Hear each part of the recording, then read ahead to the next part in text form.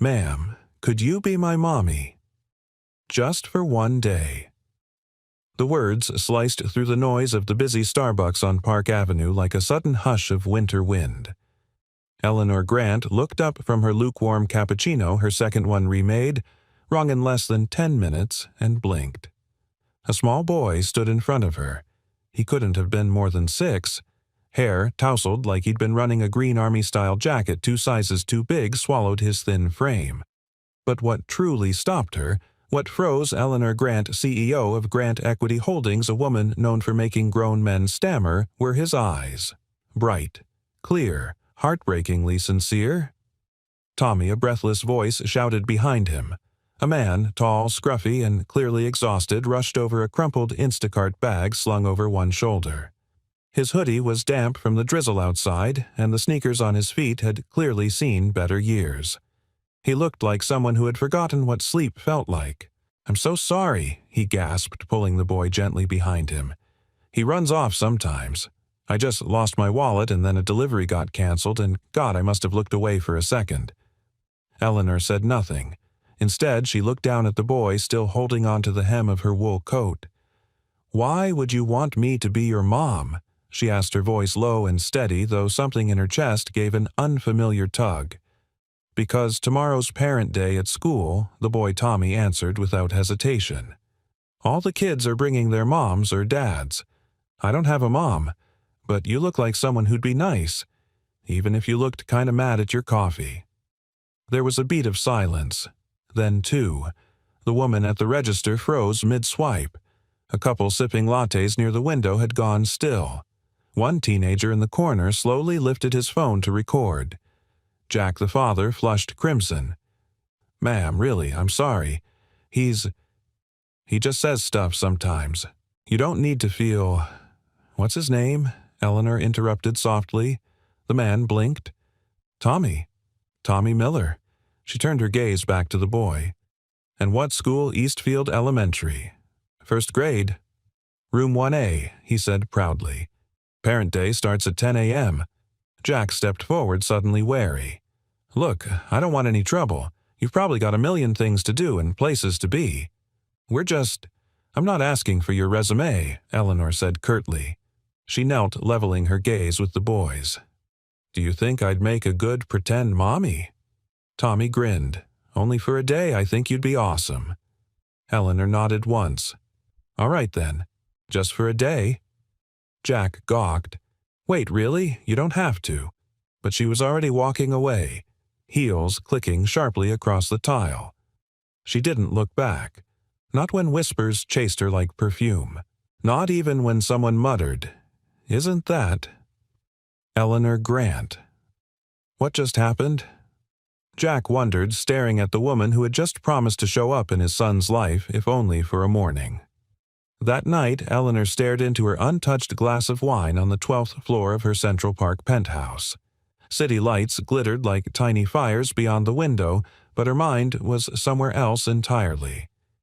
"You're thinking about the boy." Her assistant's voice crackled through the speakerphone. "I'm thinking about how hard it is to get a cappuccino made right," she replied dryly. Then after a pause, his eyes. His eyes. "They reminded me of Elise," Eleanor murmured. The name fell like a stone in water, small but rippling far. Elise, her younger sister, gone 4 years now, taken by the invisible hands of postpartum depression. The baby, too, had been lost. Eleanor had buried them both, and with them every flicker of softness left in her. Since then, she'd built walls, not homes. Made deals, not memories. But Tommy had asked her to stay, just for a day, and somewhere inside that question something had cracked. 10:00 a.m. sharp. Eastfield Elementary. Eleanor stepped out of her sleek black Range Rover in a navy wool coat, understated but immaculate. No designer labels shouting for attention. No entourage. Just her. And in her hand a small bouquet of white daisies and a single cupcake in a paper box. She spotted Tommy instantly standing near the school fence, fidgeting with his backpack straps, glancing at each car that pulled up with growing disappointment. Then his eyes lit up. "You came." He ran to her, beaming so brightly she could almost feel it against her skin. "I thought maybe you were just being nice," he said breathlessly. "I don't make promises I don't intend to keep," she said, brushing a lock of hair from his face. He grabbed her hand, no hesitation, and pulled her past the gates. Children laughed. Parents waved. A banner hung across the schoolyard. "Welcome to Parents' Day because love makes a family." As Eleanor crossed that threshold, something shifted. She thought she was showing up just for a little boy. She had no idea. She was about to find something she hadn't even known she was missing. It was supposed to be 1 hour. That's what she told herself. Eleanor Grant didn't do children. She didn't do glitter glue juice boxes or sing-alongs. She did mergers. She did numbers. And if there was one thing she never did, it was unpredictability.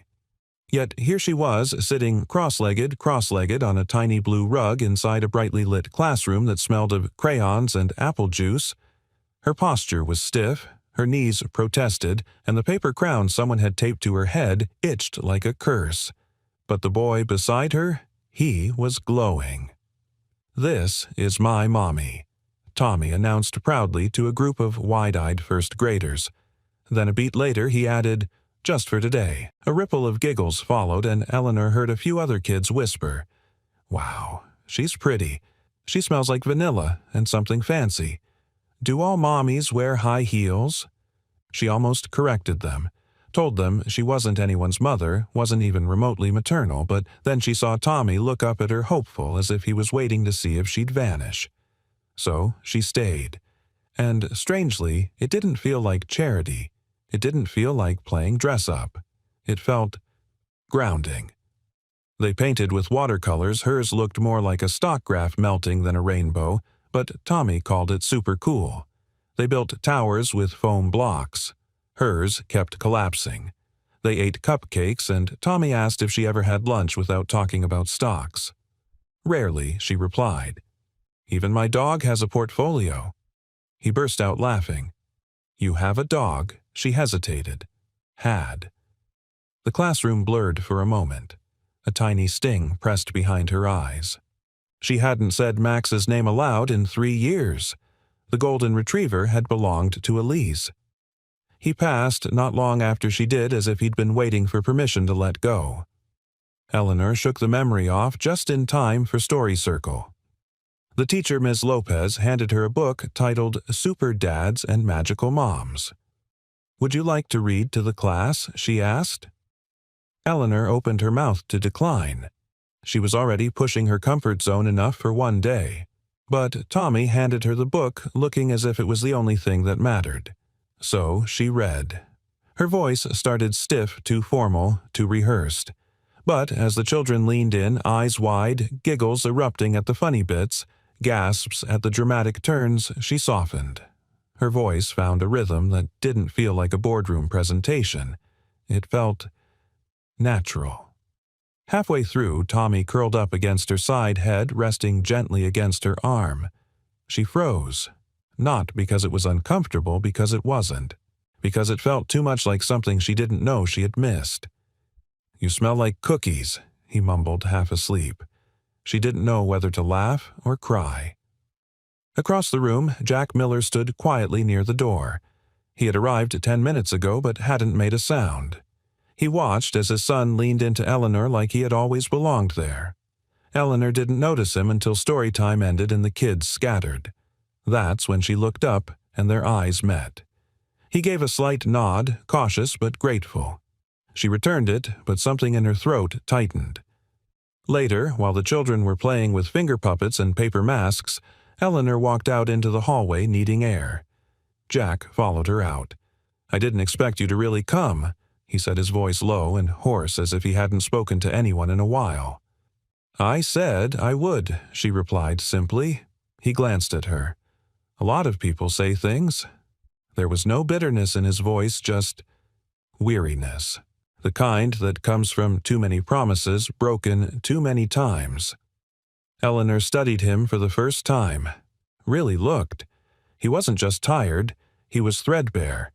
But beneath the stubble and worn hoodie, there was a quiet strength, something solid and deeply human, something the polished men in her world lacked entirely.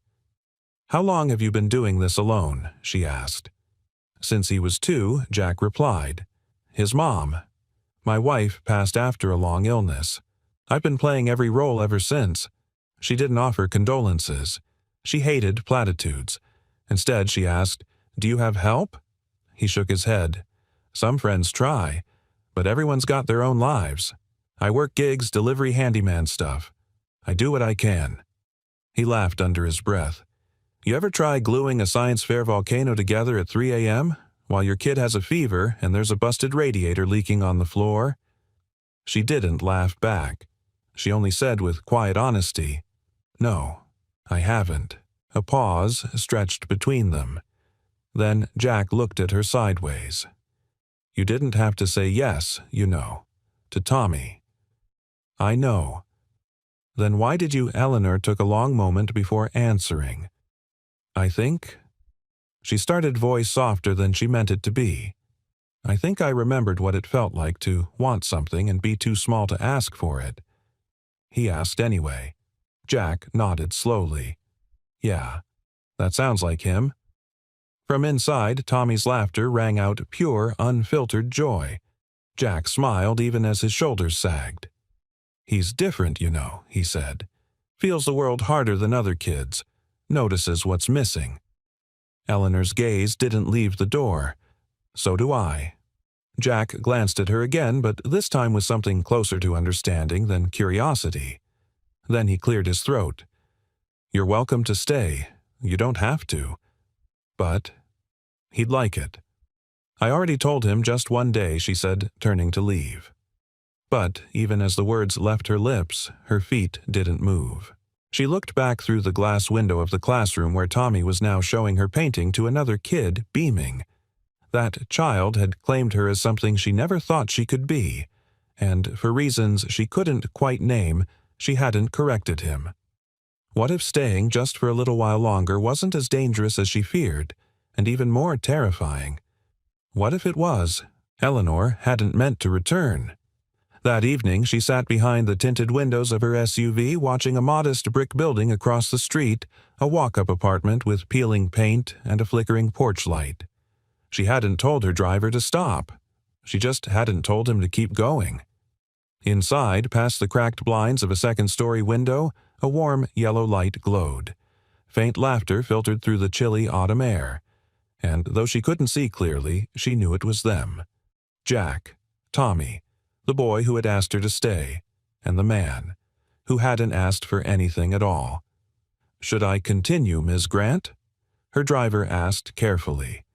Eleanor didn't answer. She opened the door. It started as a coincidence. She stopped by the school again, dropped off a book she thought Tommy might enjoy, something about space and tigers and time travel. The next week she was just passing through the park at recess.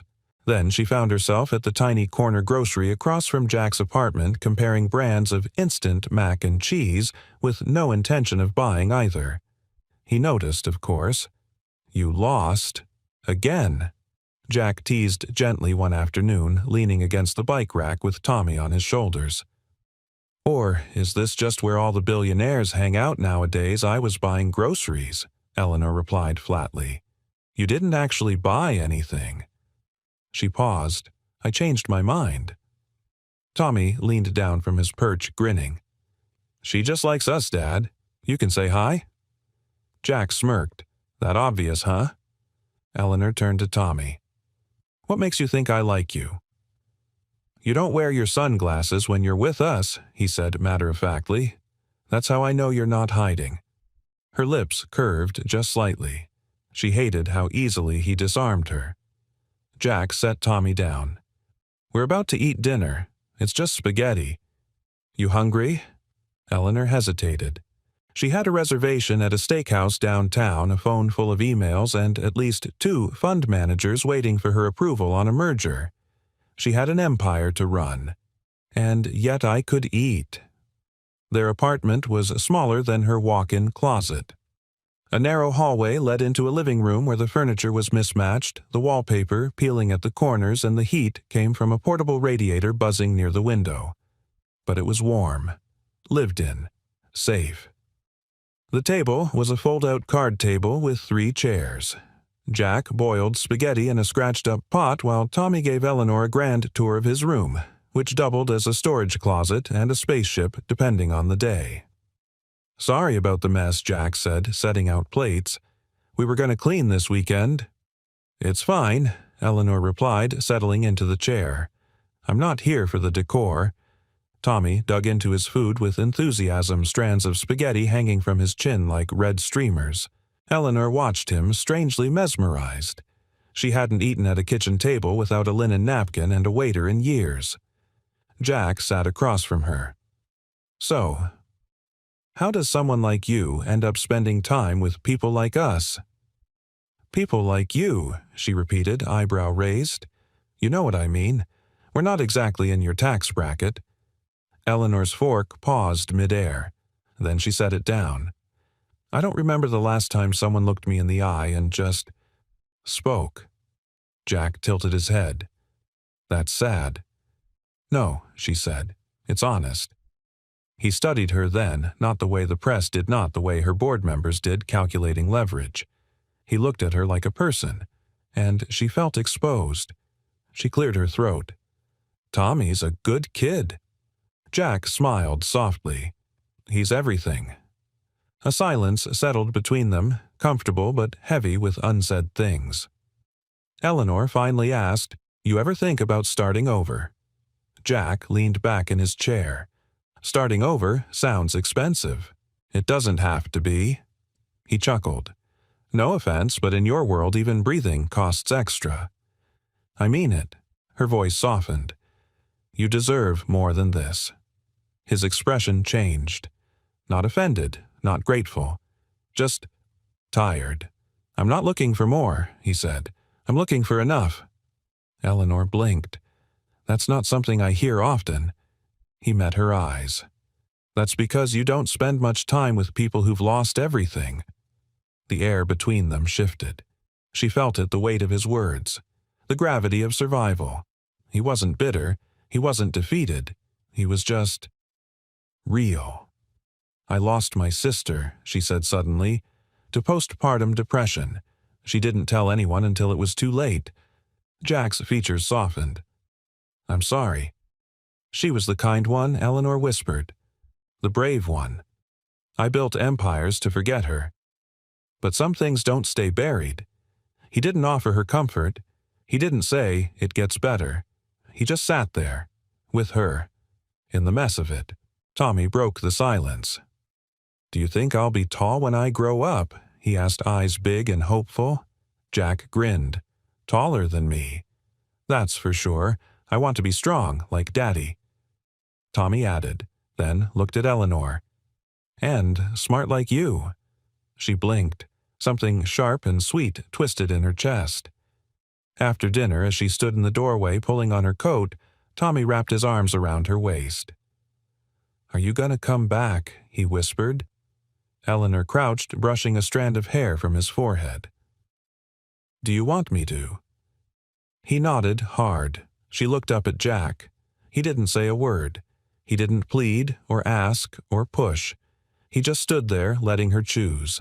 And that's what made it so unbearable. He never once asked for her to stay. And for the first time in her life, she wanted someone to.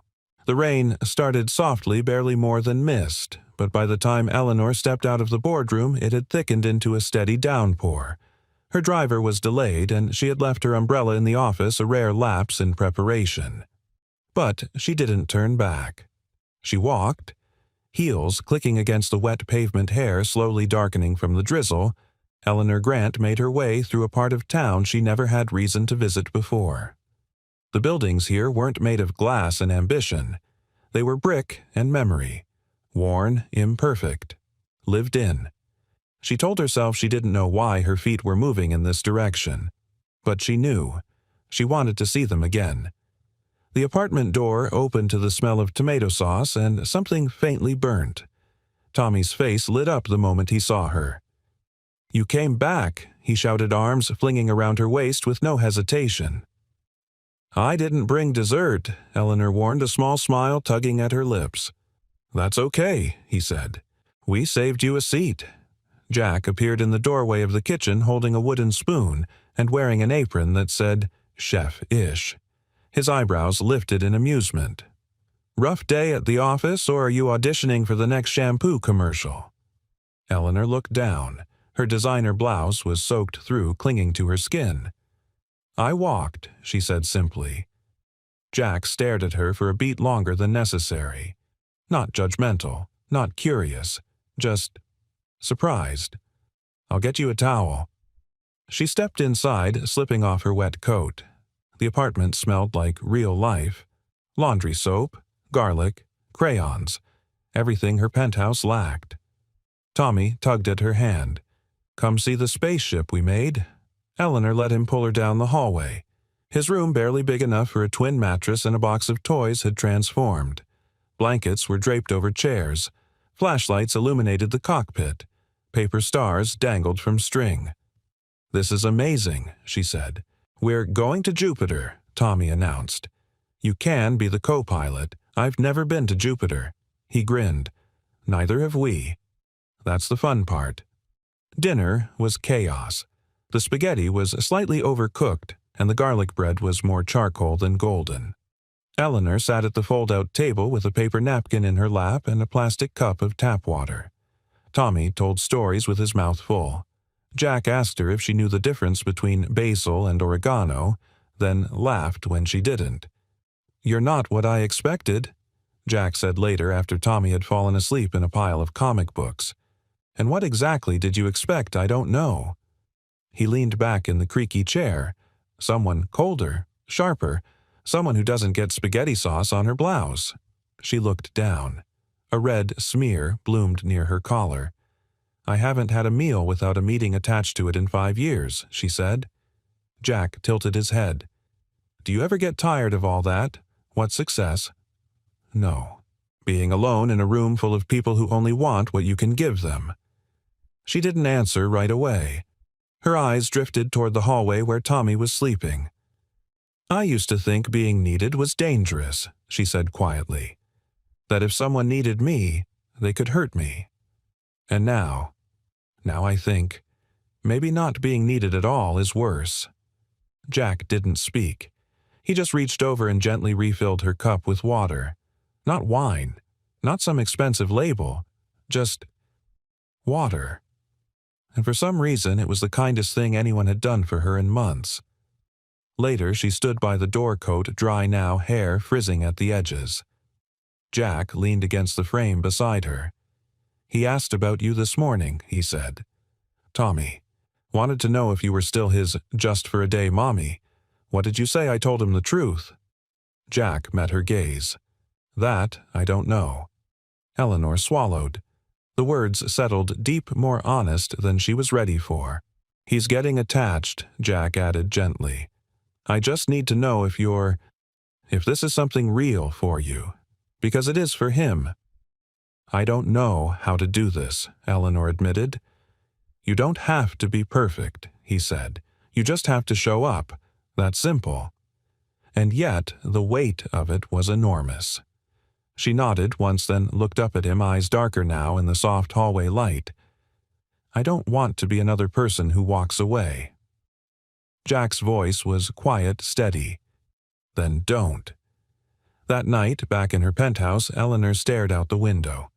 The city was alive beneath her, glittering and ceaseless. But for the first time it felt far away, like another planet. She walked to her bookshelf. Rows of leather-bound volumes, books on finance, leadership, case studies, and power. She slid one off the shelf and placed it on the table. Then she picked up a crayon drawing Tommy had slipped into her bag earlier that evening. It was the 3 of them. Stick figures smiling. A tall one in a suit, a smaller one with a crown, and a tiny figure with curly hair holding both their hands. Above them, written in crooked, colorful letters, "My family, just for now." Eleanor stared at it for a long time. Something inside her whispered, Just for now doesn't have to stay just for now. But could she really let herself believe in that? Could she, after all this time, trust the quiet, messy, imperfect kind of love that didn't come with contracts or conditions? Eleanor Grant had dined in Michelin-starred restaurants with chandeliers worth more than some people's homes. She'd sat across from King's presidents and hedge fund titans, her expression unreadable, her words perfectly timed. But tonight she found herself in a tiny, dimly lit kitchen eating reheated pizza from a mismatched plate with a 6-year-old beside her who insisted she try dipping it in ketchup. And for some reason, it felt like the most human thing she'd done in years. "You know ketchup," Eleanor said, eyeing the bottle with genuine concern. Tommy looked scandalized. "That's the best part." Jack chuckled from the counter where he was rinsing dishes in the sink that dripped steadily with a rhythmic plink-plink sound. "She's a fancy lady, Bud. Probably eats pizza with a knife and fork." "I do not," Eleanor said, then paused. "Okay, maybe once. In Geneva." Tommy laughed so hard he nearly choked on his crust. Jack tossed her a clean dish towel. "Try not to kill our guest, all right?" he said, ruffling Tommy's curls. Eleanor caught the towel with a soft smile and dabbed at the boy's chin. He leaned into her hand without hesitation, and her heart twisted again in that same unfamiliar way it had been twisting ever since that morning at the cafe. She didn't understand how this child, this family had carved out a space inside her so quickly, so deeply. But the longer she stayed, the more it scared her, and the more it mattered. After dinner, Tommy declared that it was movie night. "We watch The Iron Giant when we've had a good day," he announced. "It's our rule." Jack raised an eyebrow at Eleanor. "You're in luck. It was a good day." She wanted to ask for whom, but instead she just nodded. They piled onto the couch, Tommy between them, arms full of blankets and a stuffed tiger with one eye missing. The movie flickered onto the screen, painting their faces in soft blue light. Tommy's laughter came easily, but Eleanor found herself watching him more than the film. At one point, Jack looked over, caught her staring. What she asked, embarrassed. Nothing he said. "You just don't look like you're pretending." "I'm not." He nodded, then turned back to the screen. Good. She didn't know what that meant, but it felt like something. Later, after the movie ended and Tommy had fallen asleep curled between them, Jack gently lifted him in his arms and carried him to bed. Eleanor followed behind, pausing in the doorway as Jack pulled the blanket up to his son's chin. "Do you ever get scared?" she asked quietly. Jack looked at her, then back at Tommy. "Every day. Of what? Losing him. Failing him. Not being enough." Eleanor leaned against the frame. "But you're here. Every day. That has to count for something." Jack stood. His voice was lower now, edged with something raw. "I used to think showing up was the bare minimum. But it's everything. Because the world doesn't wait for you. It doesn't care if you're tired or broke or grieving. If you don't show up, it moves on without you." She swallowed the lump in her throat. "You're a good father, Jack." He looked at her. "And you're not what I expected."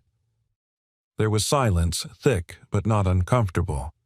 Then she said, "I don't know how to belong to something I didn't build." "You don't build families," he said.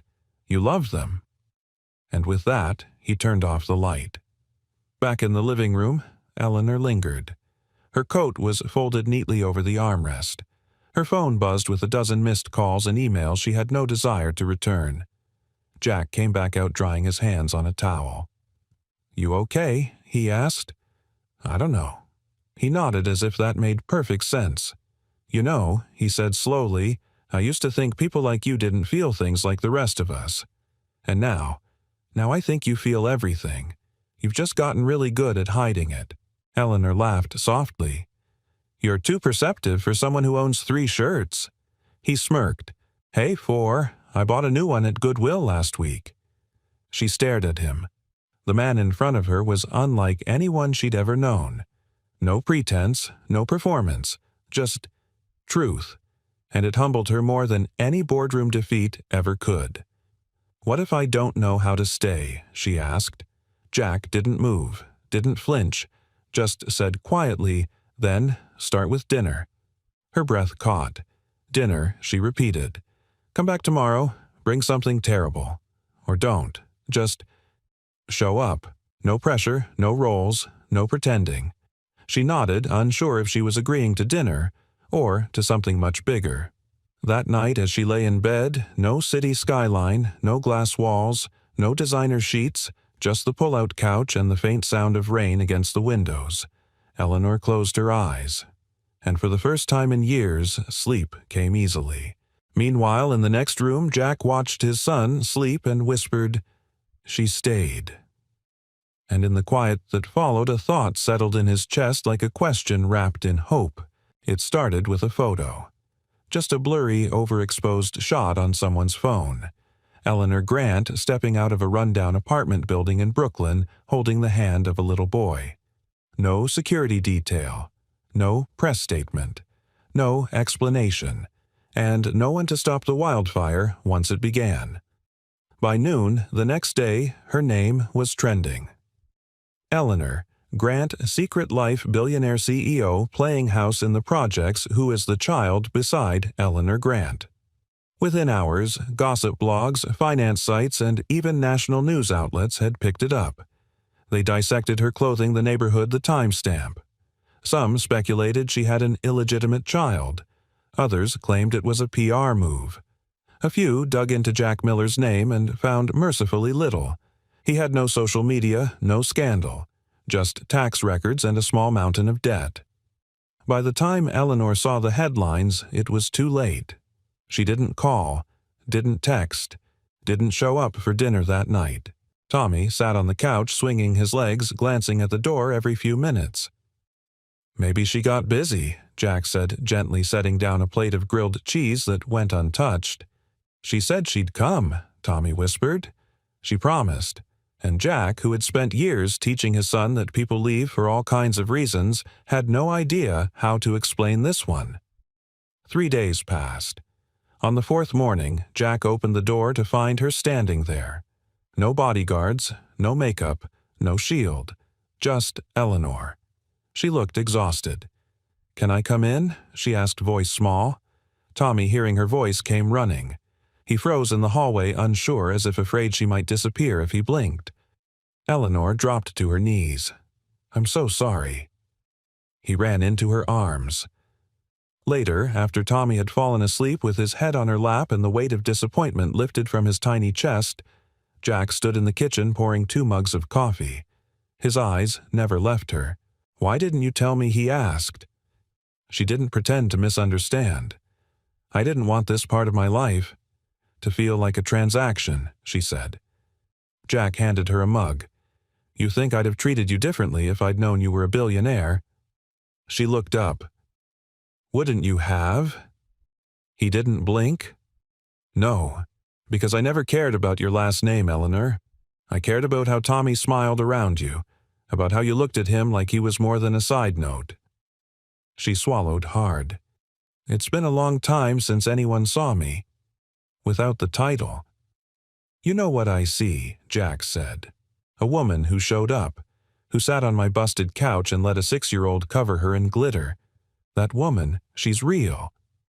She laughed, eyes wet. "You're not going to give me a lecture." "No." He sipped his coffee. "But I will give you a question." She waited. "What do you want this to be?" The words landed with terrifying clarity. "I don't know," she said. "Then figure it out," he replied, "before someone else tries to define it for you." But the world didn't wait. That weekend, a black SUV pulled up outside the apartment. A man in a gray suit stepped out and handed Jack an envelope. It was a formal notice from a corporate oversight committee. Eleanor Grant's presence in the media connected to an emotionally vulnerable civilian and minor was now considered a reputational risk to her firm's image and holdings. Inside was a warning. Any continued association with Mr. Jack Miller and his child outside of officially sanctioned charity or PR efforts may result in shareholder inquiry and board review. Jack stared at the paper. When Eleanor arrived that evening, he didn't say hello. He just handed her the letter. She read it in silence. Her hands trembled slightly as she folded it back. "I didn't authorize this," she said. "But you built the machine that did," he replied. There was no anger in his voice, just truth. "I can fight it," she said quickly. "I can fix this." Jack looked at her for a long, long time. "Can you?" he asked. "Because the next time someone decides we're inconvenient, I don't want my son left wondering if he mattered." Eleanor stepped forward, eyes blazing. "Don't do that." "Do what?" "Don't pretend like I don't care." Jack's voice cracked. "I know you care. That's the problem. Because for the first time in a long time, I care too." They stood there on opposite sides of the living room, closer than ever, and miles apart. "I didn't ask for this," Eleanor whispered. "No." Jack said, voice low, "But you answered anyway." That night she didn't stay. Tommy kissed her goodbye with sleepy eyes and an innocent heart that didn't yet understand how complicated grown-up love could be. Jack watched her go without a word. Back in her penthouse, Eleanor stood at the window overlooking the city she used to think she ruled. And for the first time she wondered if everything she had built was too fragile to hold the one thing she wanted most. Not control, not reputation, but belonging. Real, unconditional, messy belonging. And she didn't know how to protect it. Not from the world, and not from herself. It came in a plain white envelope with no return address, just Jack Miller's name scrawled in a stiff, lawyerly font. The moment he opened it, his breath stopped. Petition for guardianship. Filed by Daniel Marks, biological uncle, to Thomas Miller. Jack sat at the kitchen table unmoving as the coffee in his mug cooled. Tommy was in the other room humming along to a cartoon. Life was still normal on the surface, but Jack knew what this meant. Daniel. The ghost from a past he had tried so hard to leave buried. He hadn't seen Daniel in over 6 years, not since the funeral. Jack had stood at the edge of a cemetery holding his infant son, while Elisa's brother accused him of being the reason she was gone. "You weren't enough for her." Daniel had spat, voice shaking with grief and fury. "You'll never be enough for him." And now he was back. Eleanor read the papers in silence that evening, her jaw clenched tight. "I'll take care of this," she said flatly. "We'll hire the best custody attorney in New York. We'll end it before it begins." Jack shook his head. "It's not just legal. It's personal. He wants to hurt me." "He doesn't get to win," she said, eyes burning. He looked at her. "This isn't your fight, Eleanor." She stepped closer. "It is now." He said nothing, but the flicker in his eyes, part gratitude, part fear, spoke volumes. Daniel arrived at the first hearing in a tailored gray suit, flanked by a sharp-tongued lawyer who spoke with the calculated calm of someone used to tearing families apart and charging by the hour for it. Jack wore the only suit he owned. It had once belonged to his father. It didn't fit perfectly, but it was clean. Eleanor sat behind him, silent and still a force without needing to say a word. When Tommy entered the room holding his father's hand, the judge smiled faintly. "Hello, Thomas," the judge said. "Thank you for being here today." Tommy nodded solemnly, then looked up at Jack and whispered, "Are we going to be okay?" Jack gripped his son's hand. "Always." But the courtroom was a cold place for hope.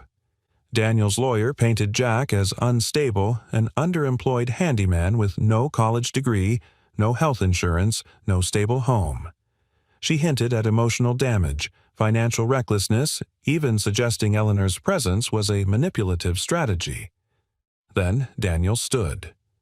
"I only want what's best for my nephew," he said smoothly. "Blood matters. Stability matters." He paused dramatically, eyes skimming the room. "Your Honor, this man is struggling to survive. How can he provide a future for a child when he's barely holding on?"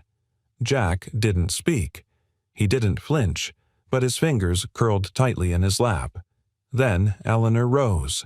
Her voice was clear, sharp, unapologetic. I've worked with world leaders. I've built billion-dollar companies, and I have never in my life seen anyone more committed to another human being than Jack Miller is to his son." The courtroom fell silent. He doesn't throw money at problems because he doesn't have money. He throws himself. Fully. Without ego. Without excuse. And in a world addicted to shortcuts and appearances, I'd argue that's the very definition of strength. She turned to the judge. "If love matters in this court, and I hope to God it does, then this man deserves to keep his child." The judge leaned forward, expression unreadable. Then he asked, "Has the child expressed any preference?" Tommy stood. No one told him to. No one asked. But he walked to the front of the room, chin-trembling hands clenched at his sides. "My name is Tommy," he said clearly, "and I already have a dad." There was a sharp gasp somewhere in the back. Daniel's lawyer started to object, but the judge silenced her with a glance.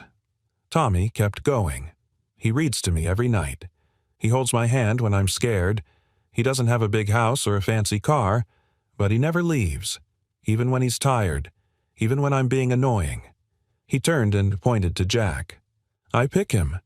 Then he looked at Eleanor. "And I pick her too. Not because she buys me stuff, but because she listens." His voice cracked. "They make me feel safe. And you shouldn't take that away." When he finished, he walked back to Jack, climbed into his lap, and didn't say another word. The judge cleared his throat, eyes soft but firm. In light of the testimony presented and the clear emotional bond between the child and Mr. Miller, the petition for guardianship is denied. The gavel came down like thunder. Daniel's shoulders sagged. His lawyer muttered something under her breath and began packing up. Jack exhaled for the first time in what felt like days. Eleanor reached out and squeezed his hand. "You did it," she whispered. "No," he said, voice hoarse. "We did." Outside the courthouse, Eleanor stood under the sun watching Tommy skip ahead on the sidewalk, free and unburdened. Jack looked at her. "You didn't have to stand with us." "Yes, I did," she said quietly. "Why?" "Because you're the first thing in my life that's felt real in a long time." He stared at her, something shifting behind his eyes. And she added softly, "And I'm tired of letting real things go."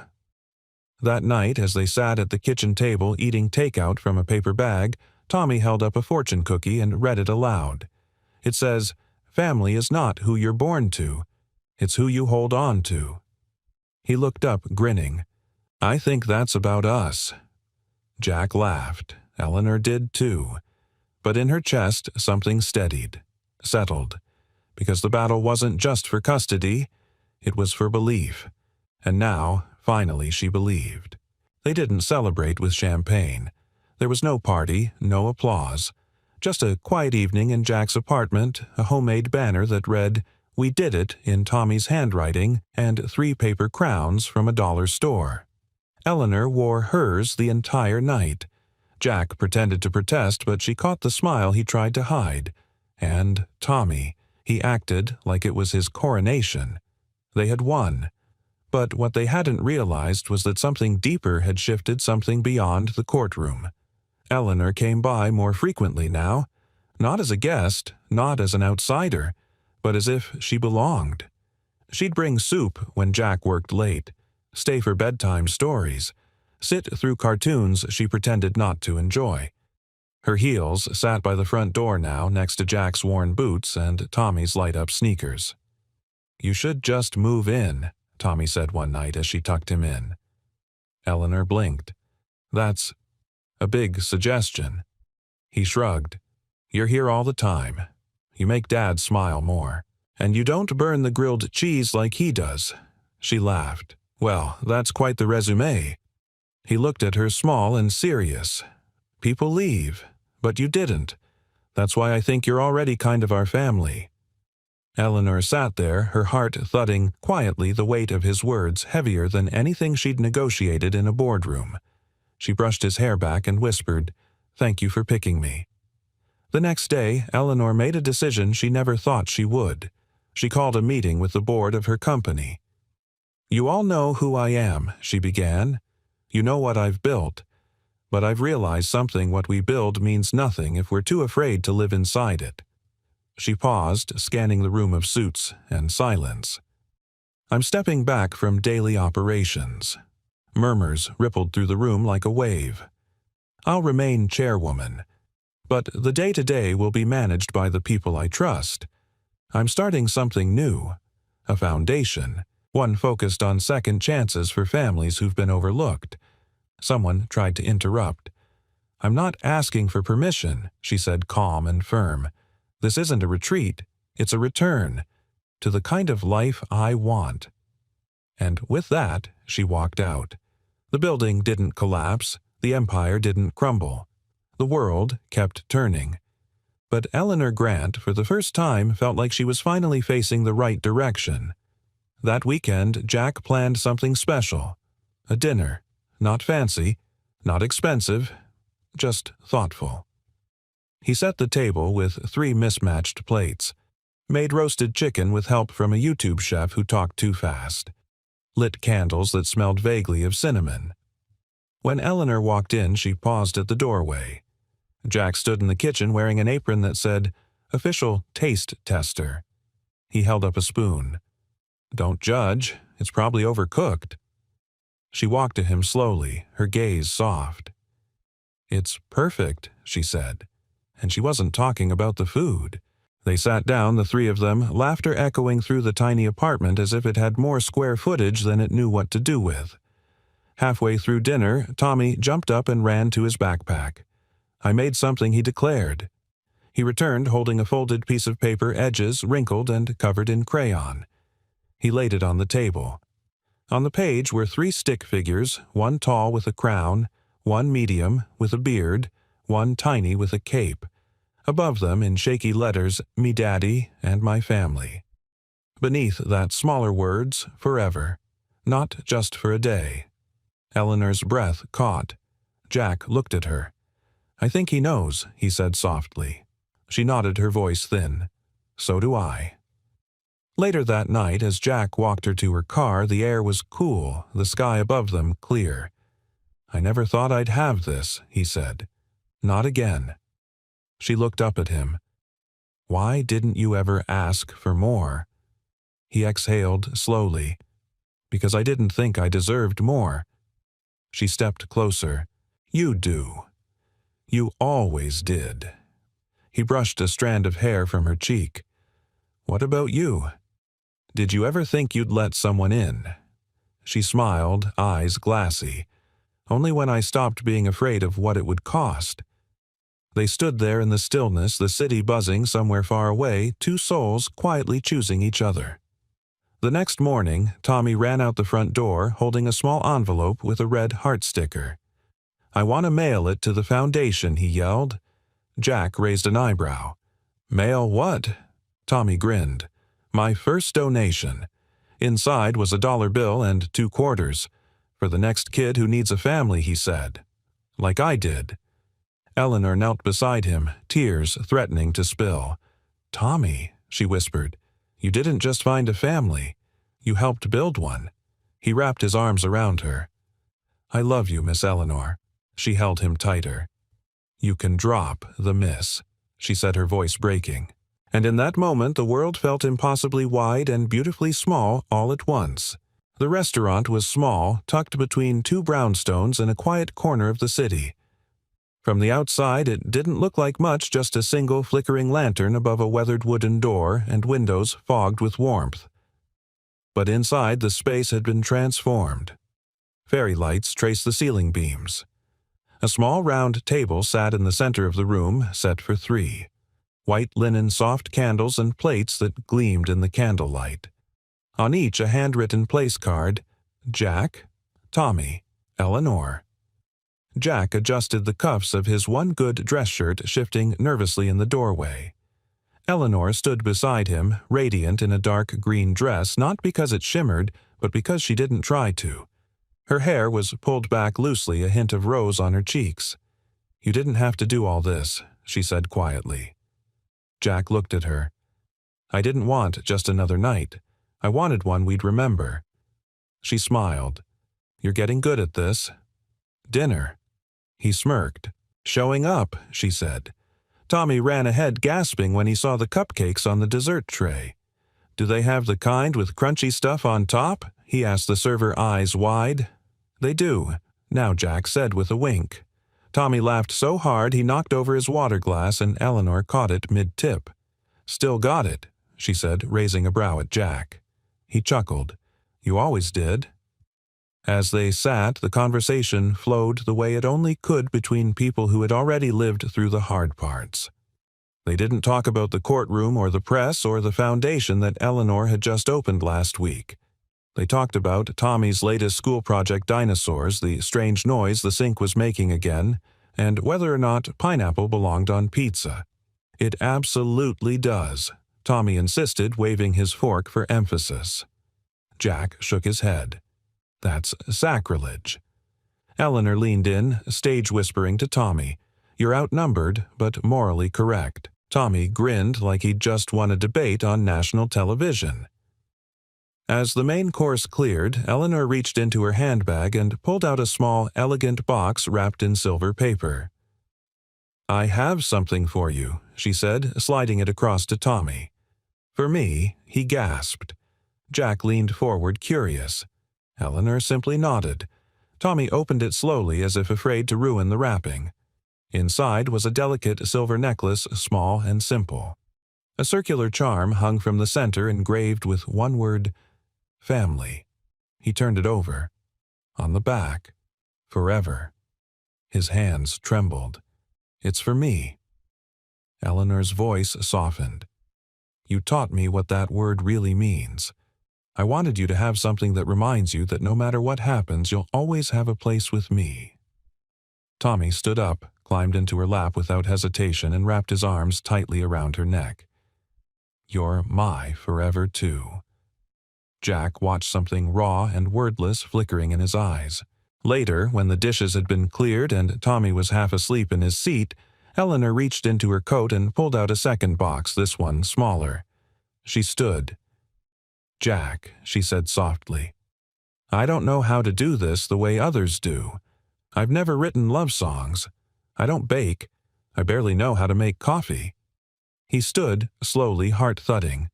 But you showed me that love isn't about grand gestures or perfection. It's about presence, about showing up when it's messy and loud and inconvenient, about choosing each other again and again. She opened the box. Inside was a simple ring, a single stone. No glitter, no pretense, just something real. I don't want temporary. I don't want convenient. I want real. I want us, if you'll have me. For a long moment, Jack said nothing. Then he stepped forward, cupped her face in both hands, and whispered, I already do. They kissed, and somewhere between candlelight and tears, time stood still. Tommy, who had roused just enough to witness the moment, leapt up and shouted, Can I be the flower boy? Jack laughed, pulling him into a hug. You're gonna be more than that, buddy. That night, Jack walked Eleanor to her car. The air was crisp and the street was quiet. You've changed everything, he said softly. She looked at him. No, you did. They stood there for a beat, hands intertwined the world around them, fading. And then Jack asked the question he hadn't dared before. What if we really could have all of it? Eleanor smiled. Then let's build it. Somewhere not far away, a child in a shelter held a flyer from the Second Chance Foundation, a new name in a world that rarely offered new beginnings. A name that promised not charity but dignity, not pity but possibility. And one day soon, they too would find a family not the one they were born into, but the one who chose them. Just like Jack. Just like Eleanor. Just like Tommy. They didn't announce it with headlines, no press releases, no viral posts. But those who knew them, really knew them, could feel the shift. Something in Eleanor's voice had softened. Something in Jack's step had steadied. And Tommy had started drawing four-person families in school. He'd added a dog and a backyard. It began like most real things do, not with a grand moment, but with a quiet decision. One morning, Eleanor stood in front of the mirror holding a box. Inside was the ring Jack had placed on her finger weeks ago, still glowing with promise, still heavy with meaning. But beside it now lay a new key. To a home they hadn't built yet. A life they hadn't lived yet. But one they were choosing, brick by brick. She smiled, closed the box, and turned toward her future. Their wedding was nothing like the society pages imagined it would be. No cathedral, no orchestra, no guest list of CEOs and senators. Just a garden behind their new home, modest, sunlit, and blooming with white roses that Tommy insisted on picking himself. Jack stood under a wooden arch he had built with his own hands. His suit wasn't expensive, but it was clean and pressed, and he'd worn the tie Tommy picked out a slightly crooked clip-on with cartoon dolphins. Eleanor walked toward him in a simple ivory dress. No diamonds, no veil, just a single yellow flower tucked behind her ear, Tommy's doing again. When she reached him, Jack whispered, "You look like peace." She smiled. "And you look like home." They didn't read rehearsed vows. They didn't need to.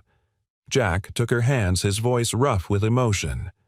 "I spent so long thinking love was about sacrifice, about holding everything and proving I could survive. But then you walked into our lives and showed me that love isn't about enduring. It's about healing. It's about choosing." Eleanor's eyes shimmered. "I thought building empires would protect me," she said. "That if I was powerful enough, nothing could hurt me. But you undid all of that with kindness, with presence. You made room in your world for a woman who didn't even know how to belong." Tommy stood beside them, bouncing slightly with excitement, holding the rings in a velvet box he'd almost dropped twice. "Can I say my part now?" he whispered, not so quietly. Everyone laughed. Jack nodded. Tommy cleared his throat, trying to sound older than 6.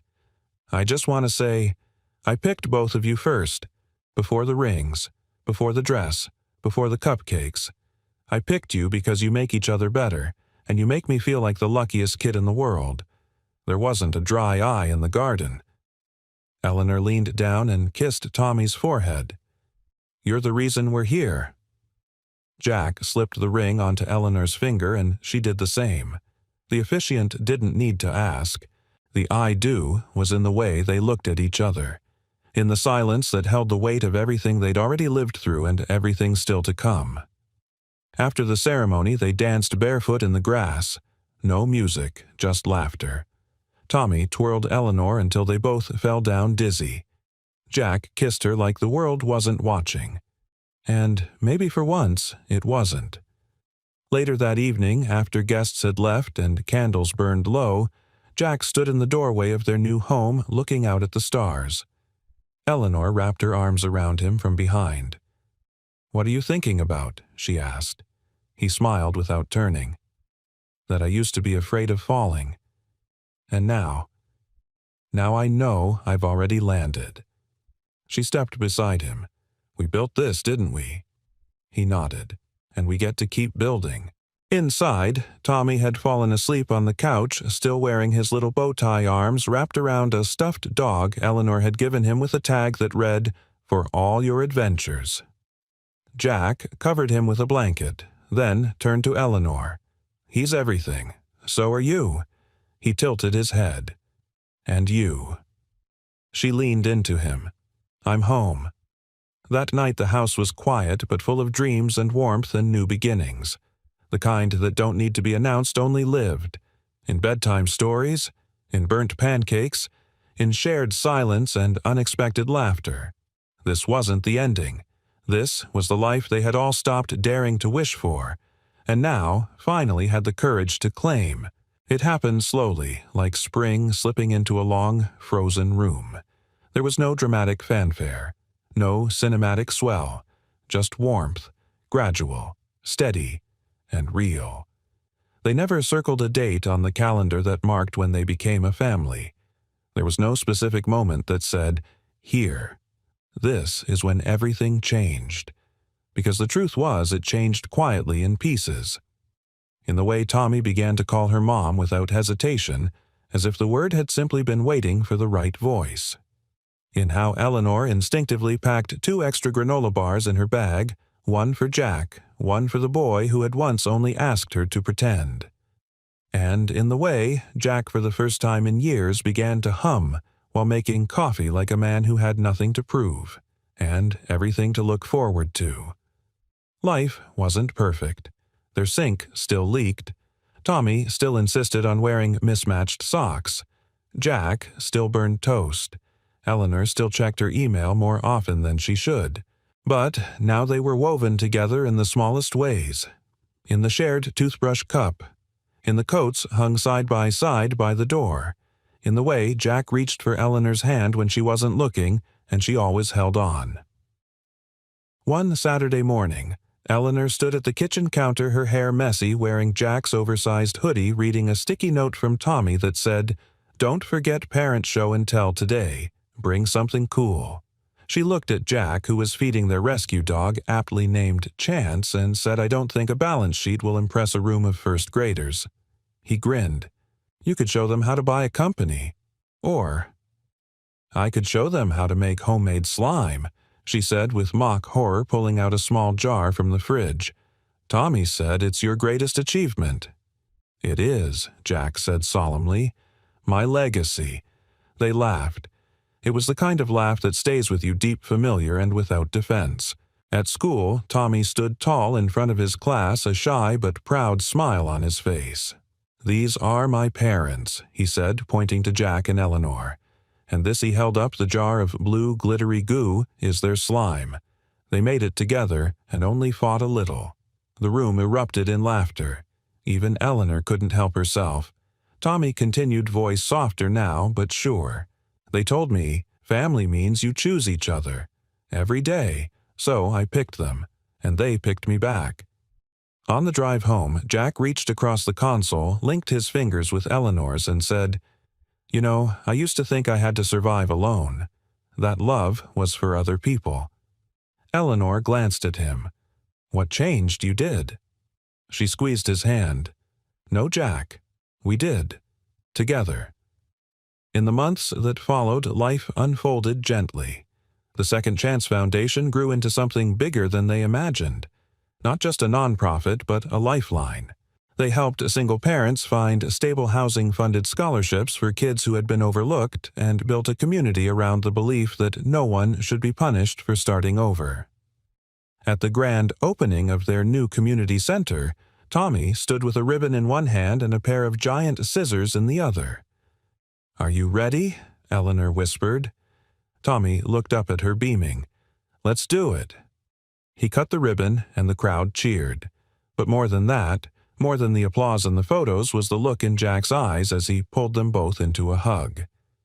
That look said, "We made this. From nothing. From broken pieces. From hope. And it was enough. More than enough." One evening, under the golden haze of a fading sunset, Eleanor sat on their front steps watching Jack and Tommy race down the block with Chance barking wildly behind them. She sipped her tea, slowly, letting the silence stretch comfortable now, not lonely. Jack jogged back, panting. "Tommy beat me," he said, breathless. "He's got your stubbornness and my need to win." Eleanor replied, grinning. "We're doomed." Jack plopped down beside her. "You ever think about how this all started? A bottle of water, a cashier, a little boy with a very big question." Jack looked at her, the softness in his eyes almost too much to bear. "That one question changed my life. Mine, too." They sat there for a while, shoulder to shoulder, watching the boy they loved more than life itself chase after stars only he could see.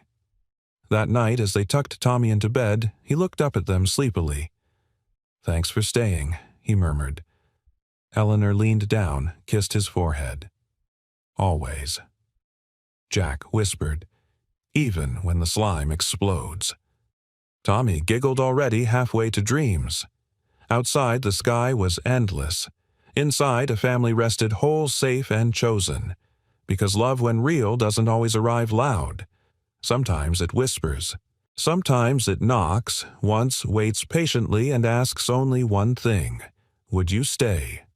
And when you do, when you choose to stay, not just for a day but for a lifetime, you find the kind of forever that no storm, no silence, and no past can ever take away.